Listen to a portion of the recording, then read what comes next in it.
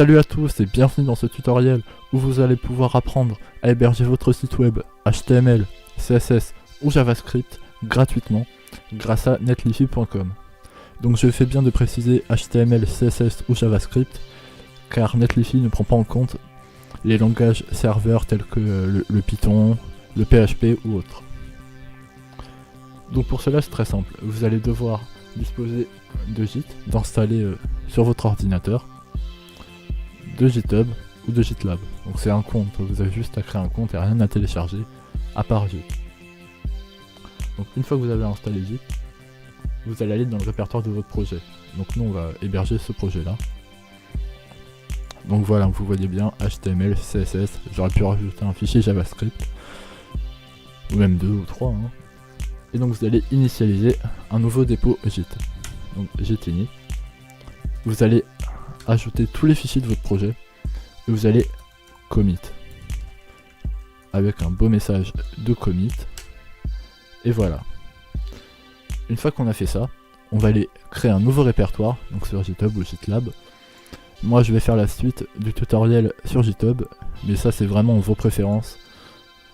Donc on va initialiser un nouveau répertoire. Donc on va l'appeler tuto Netlify. Vous allez créer le répertoire et là ensuite ça va être du copier-coller.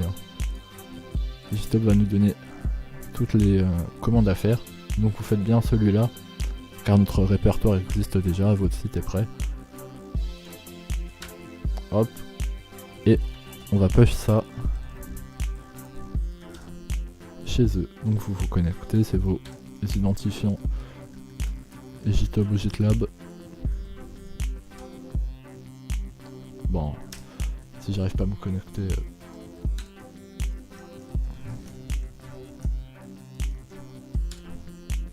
Voilà. Donc là vous allez pouvoir voir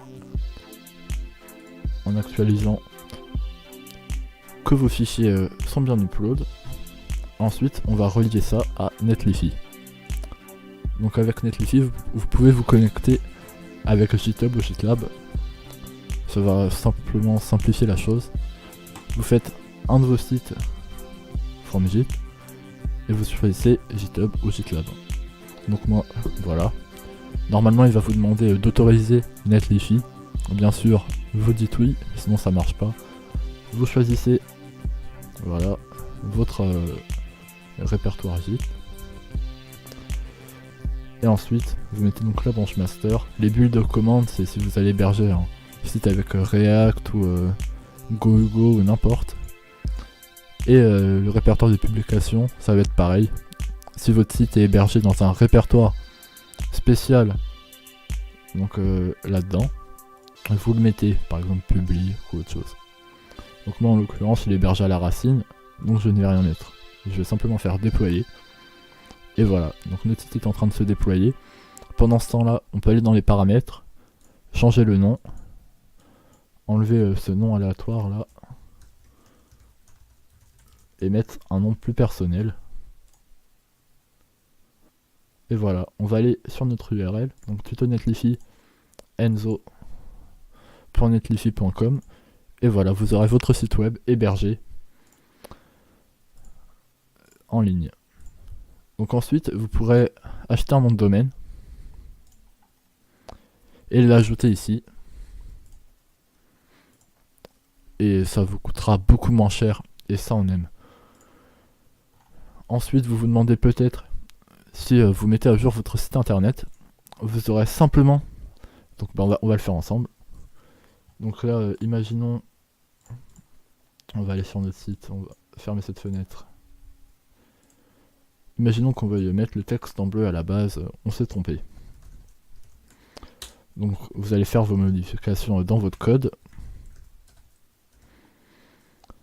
Et ensuite, vous allez de nouveau ajouter. Vous allez faire un commit de vos modifications. Donc change color to blue. Et vous allez de nouveau, normalement vous avez juste à faire ça. Et voilà, vous allez vous reconnecter.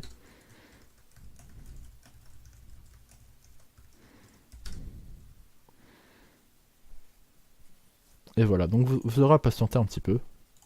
Donc si vous allez dans Overview, vous allez voir, il a détecté lui-même les modifs. Vous n'aurez rien à toucher sur Netlify. Il détecte tout seul les modifs. Et voilà, on peut voir que ça a été publié. Si j'actualise mon site internet, le texte est maintenant en bleu.